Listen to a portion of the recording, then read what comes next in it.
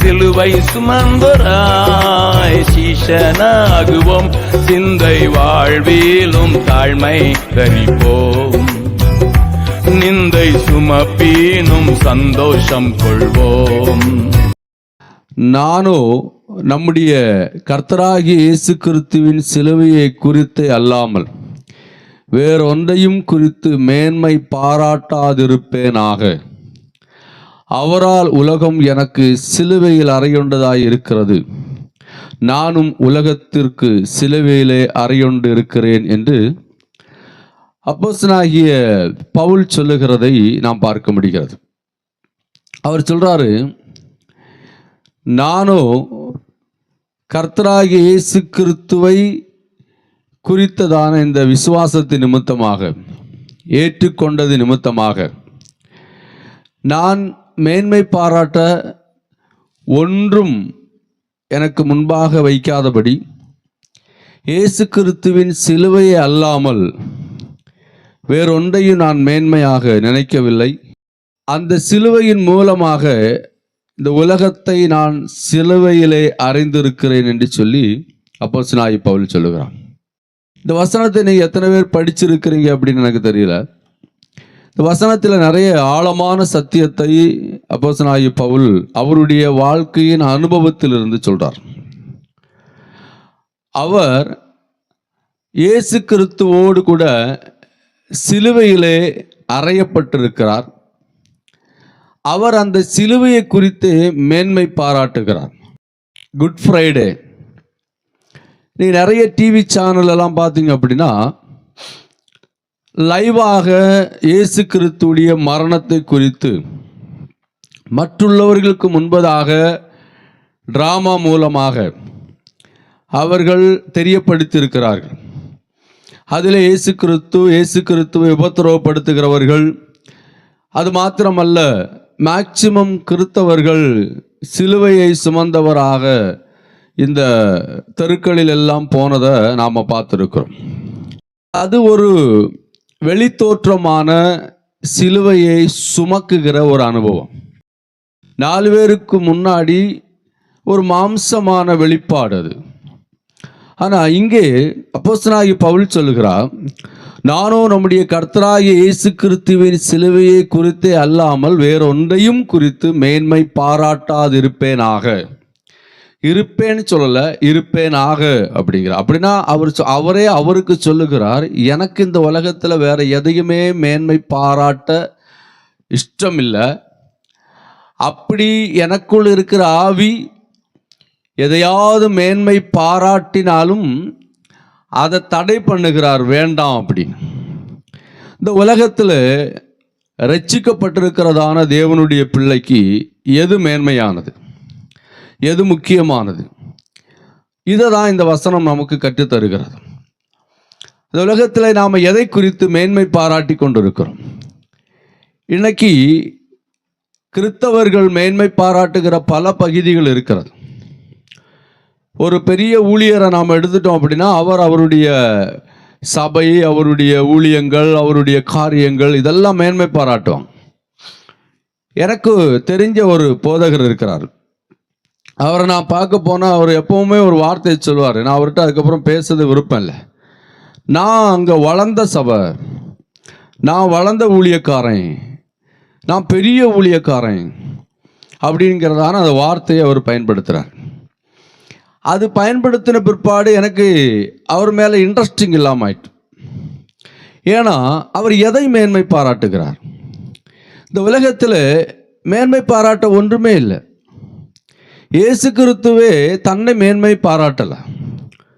ஒருத்தர் நல்ல போதகரேன்னு சொல்லும்போது இயேசு சொல்கிறாரு, என்ன நீ நல்ல போதகன் என்று சொல்லாதே.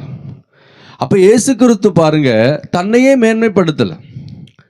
முழு சுவிசேஷத்தையும் நீங்கள் படித்து பார்த்தீங்க அப்படின்னா எந்த இடத்திலுமே இயேசு கிறிஸ்து தன்னை மேன்மைப்படுத்தவே இல்லை. ஒரு இடத்துல கூட நான் பெரிய ஆளுங்கிறத அவர் காண்பிக்கவே இல்லை. அவர் தேவனுடைய ரூபமாக இருந்தும், தேவனுடைய சாயலாக இருந்தும், தேவனுடைய பிள்ளையாக இருந்தும், தேவனுடைய சகல அதிகாரங்களும் அவருக்கு இருந்தும், அவர் இந்த உலகத்தில் இருந்த நாளிலே பிலிப்பியர் 2ஆம் அதிகாரம் 6வது வசனத்திலிருந்து 8வது வசனம் வரைக்கும் படித்து பார்த்தீங்க அப்படின்னா, அவர் எதையுமே மேன்மை பாராட்டலை. சிலுவையின் மரண பரியந்தம் தன்னை தாழ்த்தினவராக தேவனுக்கு முன்பதாக, அதாவது பிதாவுக்கு முன்பதாக, பிதாவானவர் எதை கட்டளையிட்டாரோ அதை செய்வதையே தன்னுடைய நோக்கமாக கொண்டிருந்த ஒரு ஆண்டவர் தான் நம்முடைய ஆண்டவராகிய இயேசு கிறிஸ்து. அந்த ஆண்டவராகிய இயேசு கிறிஸ்துவுடைய அபிஷேகம் நம்மேல் இருக்குமானால் நாம் எதையும் குறித்து மேன்மை பாராட்ட மாட்டோம். பவுல் சொல்லுகிறார், எனக்கு எதுவுமே மேன்மை பாராட்ட இல்லை. உண்மையிலேயே இல்லையா அப்படின்னு கேட்டிங்கன்னா, நம்முடைய பார்வையில் அவர் எழுதின நிருபங்களெல்லாம் படித்து பார்த்தா தெரியும், பவுலை குறித்து மேன்மை பாராட்ட நிறைய காரியங்கள் இருக்கிறது. நாம் இன்னைக்கு அதை பிரசங்கம் பண்ணிக்கிட்டு இருக்கிறோம். 9ஆம் அதிகாரத்தில் அப்போஸ்தலர் நடவடிக்கைகளில் அவர் அழைக்கப்படுகிறார், இயேசுவை சந்திக்கிறார். அன்று முதல் தன்னுடைய வாழ்க்கையை ஆண்டவருக்காக ஒப்பு கொடுக்கிறார். அன்று முதல் அவருடைய வாழ்க்கை மாறுகிறது. அன்று முதல் அவர் ஆண்டவருக்காக பலவிதமான பாடுகளை சகிக்கிறார். பலவிதமான உபத்திரவத்தின் வழியாக சுவிசேஷத்தை அறிவிக்கிறார். பல கிராமங்கள் பட்டணங்கள் பிரயாணப்பட்டு நடந்து போய் கப்பலில் போய் பல இடங்களிலே தங்கி அவர் சொல்கிறார், நான் திருடனை போல இருந்திருக்கிறேன், கண் விழித்து இருந்திருக்கிறேன், பயத்தில் நடுங்கி இருந்திருக்கிறேன், இப்படியெல்லாம் என் வாழ்க்கை போனது அப்படின்னு அவர் சொல்கிறார். ரோமர் 8ஆம் அதிகாரத்தை நீங்கள் பார்த்தீங்க அப்படின்னா, கிறிஸ்து இயேசுவில் இருக்கிற அன்பை விட்டு இந்த உலகம் என்னை பிரிக்கவே முடியாது, கான்ஃபிடன்ஸாக சொல்கிறாரு. இந்த உலகம் இயேசுவை விட்டும் இயேசு கிறிஸ்துவின் அன்பை விட்டும் பிரிக்கவே முடியாது. அந்த அளவுக்கு அவருக்கு இயேசு கிறிஸ்துவின் மேல் பற்றுதல், இயேசு கிறிஸ்துவின் மேல் அன்பு. பாருங்க, இன்னைக்கு இருக்கிற சமுதாயம் மேன்மை பாராட்டிக்கிட்டே இருக்கிறது. கொஞ்சம் பாட்டு பாட தெரிஞ்சால் நமக்குள்ள ஒரு பெருமை வந்துடுது, கொஞ்சம் பிரசங்கம் பண்ண தெரிஞ்சால் நமக்குள்ள ஒரு பெருமை வந்துடுது, கொஞ்சம் ஊழியம் செய்ய ஆரம்பித்தா நமக்குள்ள ஒரு பெருமை, அப்புறம் நான் எனக்கு எல்லாம் தெரியுங்கிறதான அந்த தலக்கணம் வந்துடுது. கொஞ்சம் ஏதோ பயன்படுத்த ஆரம்பிச்சிட்டாங்க அப்படின்னா நாம் நம்மை வேற மாதிரி மாற்றிக்கொள்ளுகிறோம். இந்த சுபாவங்கள் நமக்குள்ள இல்லை. ஆண்டவராகிய இயேசு கிறிஸ்துவும் தன்னை மேன்மை பாராட்டத்தில், அப்போஸ்தலர்களும் தன்னை மேன்மை பாராட்டலை. ஏன்னா அவங்களுக்கு மேன்மை பாராட்ட இந்த உலகத்தில் ஒன்றும் இல்லைன்னு சொல்லிட்டு போயிட்டார். இந்த உலகத்தில் காண்கிறது ஒன்றும் மேன்மையானதல்ல, அது நம்மை மேன்மைப்படுத்தவே படுத்தாது. இல்லைன்னா அதை வைத்து தேவன் நம்மை புகழ்ந்து பேசுவார், மேன்மைப்படுத்துவார்னா இல்லை. நீங்கள் பாருங்க, ஆண்டவர் மேன்மைப்படுத்தின நபர்கள் நிறைய பேர் இருக்கிறாங்க. மோசே குறித்து ஆண்டவர் சொல்லுகிறார், என் வீட்டில் எங்கும் உண்மையுள்ளவன், என் வீட்டில் எல்லா இடத்துலையும் உண்மையாக இருக்கிறான், நான் கொடுக்குற வேலையெல்லாம் செய்கிறான், நான் என்ன சொன்னாலும் செய்கிறான். அந்த அளவுக்கு 40 ஆண்டு ஊழியத்தில் மோசே ஆண்டவருக்கு அடிபணிந்து ஆண்டவருடைய வார்த்தைகளுக்கு கீழ்ப்படிந்து ஆண்டவருடைய வார்த்தையின்படியாக செய்கிறான். ஒரு நாள் மோசே அழைத்து ஆண்டவர் சொல்லுகிறார், உன்னுடைய ஊழியங்கள் நிறைவு பெறப்போகிறது, உனக்கு பதிலாக உன் கூட இருக்கிறதானா அந்த யோசுவாவை நீ ஊழியத்துக்கு அபிஷேகம் பண்ணுன்னு சொல்லி கூட்டு போய் அபிஷேகம் பண்ணுகிறான். அவருக்கு பிள்ளைங்க இருக்கிறாங்க, அவங்களுக்கு அந்த பதவியை கொடுக்காதபடி பாருங்க, கூட இருந்ததானா அந்த ஆளுக்கு அந்த பதவியை கொடுக்கும்போது சந்தோஷத்தோடு அந்த ஊழியத்தை ஒப்பு கொடுத்துட்டு போறார்.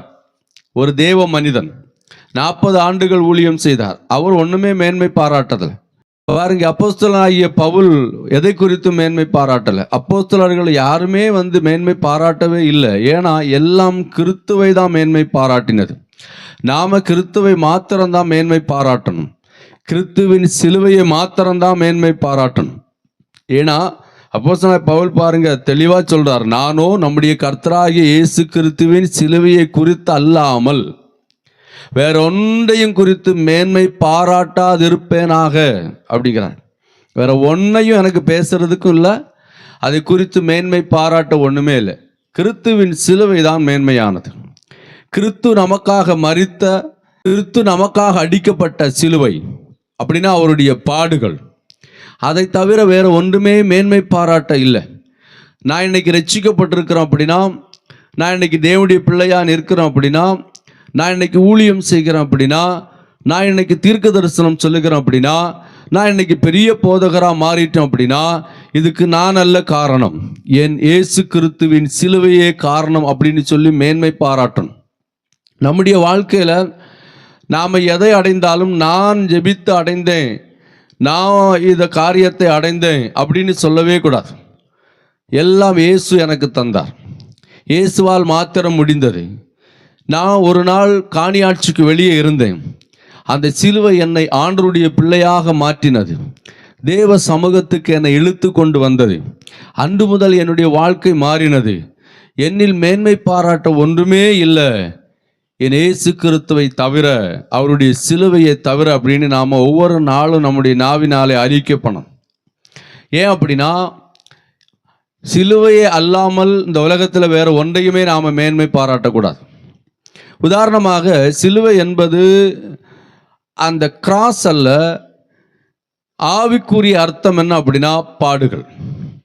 ஒருவன் என்னை பின்பற்ற விரும்பினால் அவனவன் தன் சிலுவை எடுத்து பின்பற்ற கடவான். அப்போ அதுக்கு பொருள் என்ன? ஒரு மரத்தினாலே செய்யப்படுகிற ஒரு சிலுவை அல்ல, இந்த உலகத்தில் இருக்கிறதான பாடுகள். அந்த பாடுகளை சுமந்து கொண்டு என்னை பின்பற்ற கடவான். அப்போ நம்முடைய வாழ்க்கையில் பாடுகள் இருக்கிறது. இந்த பாடுகளே இல்லாத ஒரு வாழ்க்கையை வேணும், பாடுகளே இல்லாத ஒரு கிறிஸ்தவ வாழ்க்கையை நான் வாழ விரும்புகிறேன் அப்படின்னா, உண்மையிலேயே ஒரு சரியான கிறிஸ்தவத்துக்குள்ளே நாம் போக முடியாது. பாருங்க, வசனம் தெளிவாக சொல்லுகிறது, இந்த உலகத்தில் நாம் இயேசுவை பின்பற்ற வேண்டுமே ஆனால் நம்முடைய பாடுகளாகிய சிலுவையை சுமந்து பின்பற்றணும். ஒரு நாள் குட் ஃப்ரைடே அன்னைக்கு மாத்திரம் அந்த சிலுவையை தூக்கிட்டு நடந்ததுனால எந்த ஒரு அர்த்தமும் இல்லை. அன்னைக்கு ஒரு மீட்டிங் போட்டதுனாலையோ, அன்னைக்கு ஒரு ப்ரேயர் நடத்தினதுனாலையோ அது நமக்கு உபயோகமாக மாறப்போகிறது இல்லை. அனுதினமும் அவருடைய சிலுவையை மேன்மை பாராட்டணும். நமக்கு கொடுக்கப்பட்டிருக்கிற சிலுவையை சுமந்து நாம் நடக்கணும். பாருங்க, இரண்டாவது அவர் சொல்லுகிறார், அவரால் உலகம் எனக்கு சிலுவையில் அறையுண்டாய் இருக்கிறது. இந்த உலகம் அப்படின்னா, இந்த உலகத்தில் காணப்படுகிற எல்லாமே இயேசு கிறிஸ்துவின் மூலமாக சிலுவையிலே அறையப்பட்டிருக்கிறது. இல்லைன்னா நான் அறைய ஒப்பு கொடுத்துருக்கிறேன்.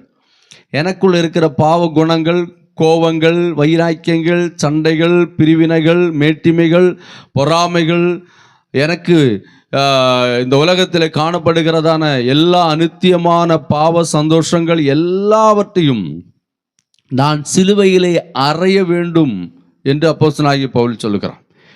அறைந்து இருக்கிறேன் என்று சொல்லுகிறான். அப்போ சிலுவையை நாம் மேன்மை பாராட்டணும் ஒன்று.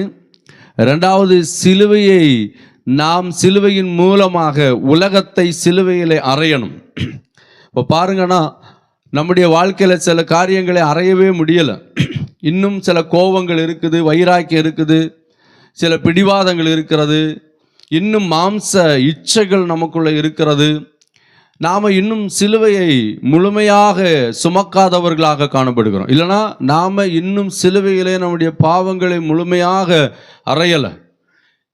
உண்மையிலேயே நாம் சிலுவையிலே நம்முடைய பாவங்களை அறைந்துட்டோம் அப்படின்னா நாம் எப்படி இருப்போம் அப்படின்னா, 15வது வசனம் சொல்லுகிறது, கிறிஸ்து இயேசுவுக்குள் விருத்த சேதனமும் ஒன்றுமில்லை, விருத்த சேதனம் இல்லாமையும் ஒன்றுமில்லை. அதாவது யூதர்களுக்கும் புறஜாதிகளுக்கும் பெரிய வித்தியாசம் ஒன்றும் கிடையாது.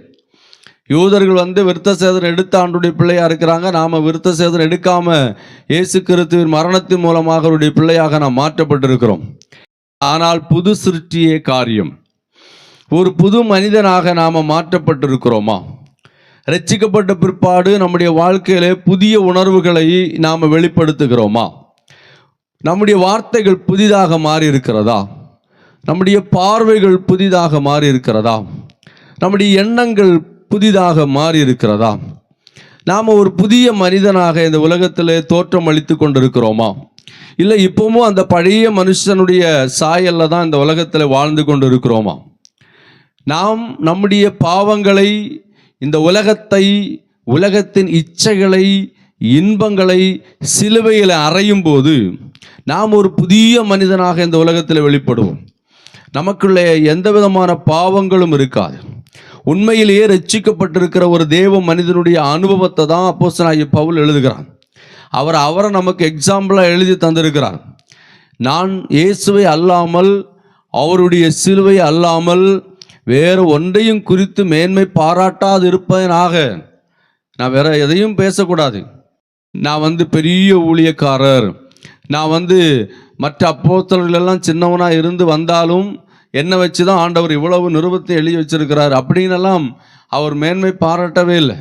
உண்மையிலே சொல்ல போனீங்க அப்படின்னா அப்போஸ்தலர் நடவடிக்கை புஸ்தகத்தில் 75% அவரை பற்றி தான் எழுதியிருக்கு.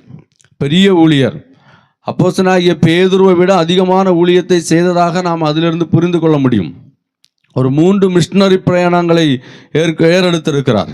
அப்படிப்பட்டதான ஒரு நல்ல தேவ மனிதன். அவர் சொல்றாரு, நான் எதையும் குறித்து பேச விரும்பலை, இல்லைனா அதை பேசுறதை குறித்து நான் யோசிக்கலை, இல்லைனா நான் அப்படி பேசிடவே கூடாது என்று தனக்குள்ளே அவர் சொல்லி இந்த வசனத்தை எழுதி வச்சிருக்கிறார்.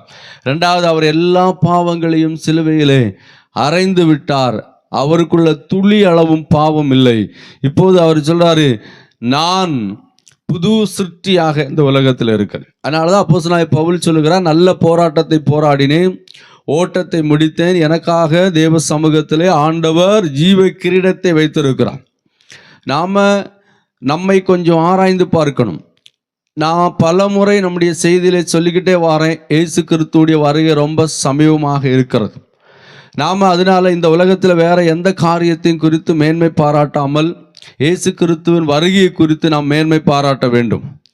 நீங்கள் நல்லா இன்னைக்கு இந்த உலகத்தை எல்லாம் ஆராய்ந்து பார்த்தீங்க அப்படின்னா, இன்னைக்கு உலகத்தில் நடந்து கொண்டிருக்கிற ஒவ்வொரு நிகழ்வுகளும் இயேசு கிறிஸ்துவின் வருகையை நமக்கு வேத வசனத்தின் ஆதாரத்தில் உறுதிப்படுத்தி கொண்டிருக்கிறது. ஒரு மூளைக்குள்ள அமெரிக்கா தேசத்தில் இருக்கக்கூடியதான மாஸ்க்ங்கிறதான அந்த நபர் ஒரு மூளையில் ஒரு சிப்பை அனுப்பி அந்த மூளைக்குள்ளே இருந்து அது வேலை செய்யுமா.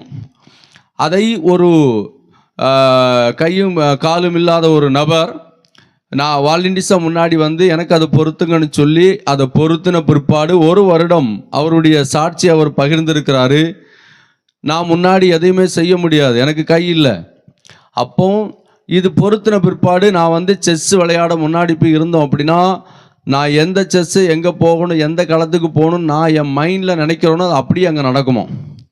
இப்படி பல காரியங்கள் அவருடைய வாழ்க்கையிலே மாற்றம் அடைந்திருக்கிறது அப்படின்னு சொல்கிறார். விஞ்ஞானம் ஒரு சைடு வளர்ந்து கொண்டிருக்கிறது. இன்னைக்கு மனிதனை விஞ்ஞானம் இயக்கி கொண்டிருக்கிறது, மனித மூளையை விஞ்ஞானம் இயக்கி கொண்டிருக்கிறது. இன்னைக்கு இருக்கிறதான இந்த காரியங்களை நீங்கள் ஒவ்வொரு நாளும் நியூஸில் பாருங்கள். நான் அதை உங்களுக்கு அனுப்பி விட்டுருக்கிற முக்கியமானதெல்லாம் பார்த்தீங்கன்னா தெரியும். அறிவு பெருகும்போது இயேசு கிறிஸ்துவுடைய வருகை இருக்கும் என்று தானியேல் புஸ்தகம் 12ஆம் அதிகாரத்திலே சொல்லப்பட்டிருக்கிறது. இது கடைசி காலத்தின் ஒரு அடையாளம். ஒரு மனிதனுடைய மூளையை இயக்கக்கூடியதான ஒரு கருவியை மனிதன் உண்டு பண்ணியிருக்கிறான் அப்படின்னா, அந்த மனிதனுக்கு எப்படிப்பட்ட ஆவி அதுக்கு உதவி செய்திருக்கும் அப்படிங்கிறத யோசிச்சு பாருங்க. யாராலும் யோசித்து பார்க்காத ஒரு காரியம் இன்னைக்கு நடந்திருக்கிறது. அது மாத்திரமல்ல, நான் ஏற்கனவே உங்கள்கிட்ட சொன்னது போல ஒரு ரோபோட் குழந்தையை பெற்றெடுத்திருக்கிறது. உலகத்திலேயே முதல் குழந்தை என்று அதுக்கு ஒரு அவார்டும் கொடுத்துட்டாங்க.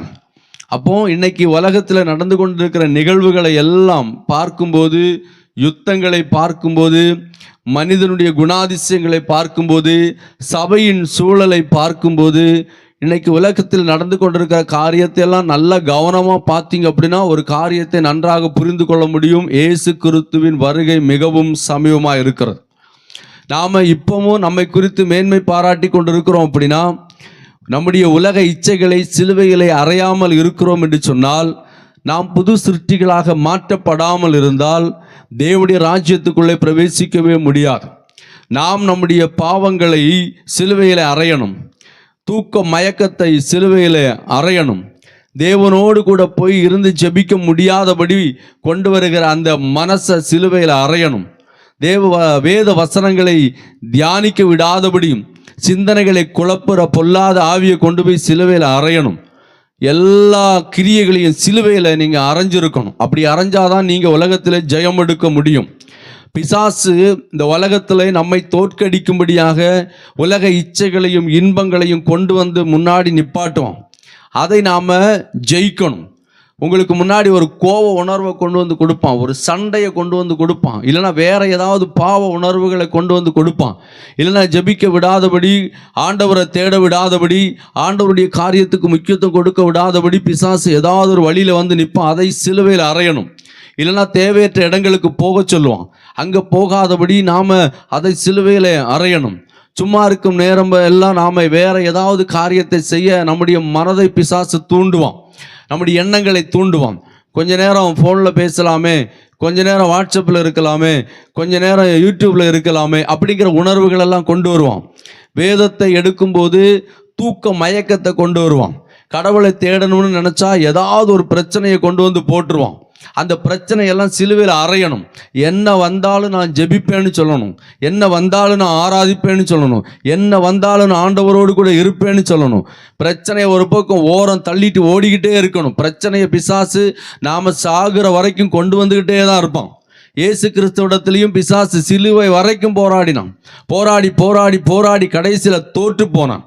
மரணத்தை வென்றவராக ஆண்டவர் உயிரோடு கூட எழும்பினார். அப்போஸ்தலருடைய வாழ்க்கையை நீங்க படிச்சு பாருங்க. பிசாசானவன் போராடிக்கிட்டே இருந்தான். ஆனால் அப்போஸ்தலனாகிய பவுல் சொல்லுகிறார், நானும் போராடினேன், நான் நல்ல போராட்டத்தை போராடினேன், பிசாசை நான் ஜெயிச்சேன், இந்த உலகத்தை நான் ஜெயிச்சேன், இந்த உலகத்தை நான் சிலுவையில் அரைஞ்சிட்டேன், எனக்குள்ள அந்த பாவ உணர்வுகள் இப்போ இல்லை அப்படின்னு சொல்லி அப்போஸ்தலனாகிய பவுல் சொல்லுகிறான். அப்போ அப்போஸ்தலனாகிய பவுலை விட நாம் பெரிய ஆள் கிடையாது. அவரை வச்சு பார்க்கும்போது நம்ம ஒன்றுமே கிடையாது. அப்போது பிசாசு நம்ம எவ்வளோ அதிகமாக நம்மை மேற்கொண்டு நம்ம எப்படியாவது பாவத்தில் தள்ள வேண்டும் என்று சொல்லி முயற்சிப்பான் என்பதை யோசித்து பாருங்கள். அதனால் அனுதினமும் நாம் தேவ சமூகத்தில் நம்மை சரிப்படுத்திக்கிட்டே இருக்கணும். நான் ஒரு காரியத்தை சொல்லட்டுமா? நான் என்ன ஒரு விஷயம், அதாவது யார் மேலேயாவது எனக்கு ஒரு வருத்தங்கள், கோபம், இல்லைன்னா ஏதாவது ஒன்று வந்தால் கூட கொஞ்ச நேரத்தில் நான் அதை உணர்ந்து உடனே அதிலிருந்து வெளியே வரணும்னு நினைப்பேன். ஏன்னா பிசாசு அப்படி தான் கொண்டு வருவான். கோப உணர்வுகளை, வைராக்கிய உணர்வுகளை உள்ளே கொண்டு வந்து வச்சிருவான். அது அப்படியே நமக்குள்ளே இருந்துக்கிட்டே இருக்கும். அதெல்லாம் நம்மளை விட்டு வெளியே ஓடணும். என் கூட யாரெல்லாம் பேசாமல் இருக்கிறாங்களோ அவங்கள நினச்சி நான் ரொம்ப வருத்தப்படுறேன். ஏன் அப்படின்னு கேட்டிங்கன்னா, நாம் இந்த உலகத்தில் வாழும்போது எல்லா மனிதனோடு கூட சமாதானமாக இருக்கணும்னு சொல்லி வேதம் சொல்லுகிறது. எப்படியாவது நாம் ஒப்புரவாயிடணும், எப்படியாவது அவங்களோடு கூட நாம் நல்மனம் பொருந்திடணும். ஏன்னா இயேசு வரும்போது இந்த உலகத்தில் நமக்கு வேற எந்த பாதிதைகளும் இருக்கக்கூடாது. இயேசு வரும்போது இந்த உலகத்தில் நமக்கு இருக்க ஆயத்தம், அவர் வரும்போது நாம் ஆயத்தம் உள்ளவர்களாக இருக்க வேண்டும். அதனால தான் ஆண்டவர் சொன்னார், இந்த உலகத்தில் நான் எப்போ வருவேன்னு நான் சொல்ல மாட்டேன், என் பிதாவை தவிர இந்த உலகத்தில் அது யாரும் சொல்லவும் முடியாது.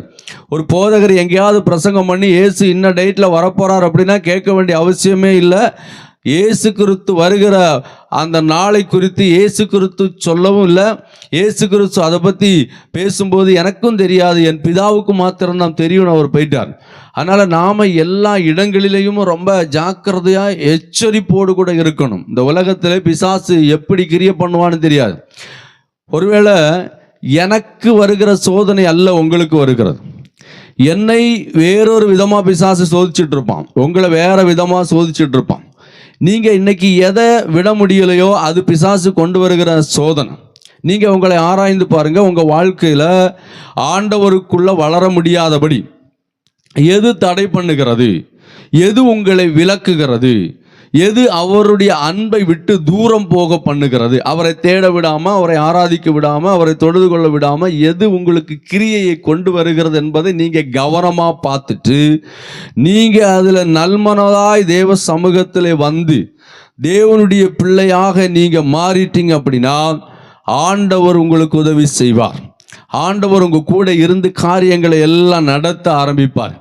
நீங்கள் எந்த பிரச்சனை வந்தாலும், எந்த சோர்வுகள் வந்தாலும், எந்த விழுகை ஒருவேளை விழுந்து போனாலும் உடனே அப்பமே எழுந்திருக்கணும். தேவ சமூகத்தில் எழுந்து தேவ சமூகத்தில் மன்றாடி ஜெபித்து ஆண்டவரோடு கூட ஒரு நல்ல உறவை எப்பவும் நாம் ஏற்படுத்திக்கிட்டே இருக்கணும். அப்படி நாம் ஏற்படுத்திக்கிட்டு இருந்தால் மாத்திரம்தான் தேவனுடைய ராஜ்யத்துக்குள்ளே நாம் பிரவேசிக்க முடியும். இந்த காலை நேரத்திலே கர்த்தர் நம்மோடு கூட பேசியிருக்கிறார். வேதம் சொல்லுகிறது, அப்போஸ்தலனாகிய பவுல் சொல்லுகிறார், நான் எதையும் குறித்து மேன்மை பாராட்ட இல்லைன்னா மேன்மை பாராட்ட மாட்டேன், நான் மேன்மை பாராட்டாமல் இருக்கணும் அப்படின்னு சொல்றாரு. இரண்டாவது, நான் எல்லாவற்றையும் சிலுவையில் அறைந்து விட்டேன் அப்படின்னு சொல்லுகிறார். அதனால தேவ கரங்களிலே நம்ம ஒப்பு கொடுக்கலாம். ஒரு போதும் கைவிடவே மாட்டார். அவரே சுமப்பார், ஒரு போதும் கைவிடவே மாட்டார்.